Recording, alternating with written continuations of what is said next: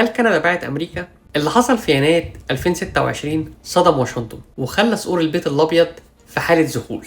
رئيس الوزراء مارك كارني لسه راجع من بكين بصفقة بتفتح الباب ل 49 ألف عربية صينية بضريبة 6% بس، في الوقت اللي ترامب فرض فيه ضرائب 100% لحماية دوترويت ومصانعها. واشنطن شايفة العربيات دي حصان طروادة وأجهزة تصنت متحركة في فناء أمريكا الخلفي، لكن أوتوا شايفاها طوق نجاة للمواطن الكندي من غلا المعيشة.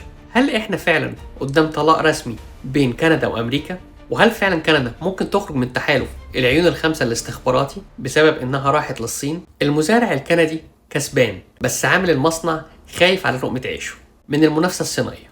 القصة أكبر من كده بكتير، مش مجرد صدفة تجارية، دي بداية تشكيل نظام عالمي جديد. اكتبولي في التعليقات تحت إيه رأيكم، ولو عاوزين تشوفوا الفيديو كامل انتوا عارفين تلاقوه فين. واشوفكم الفيديو الجاي في كندا بعيون واقعية.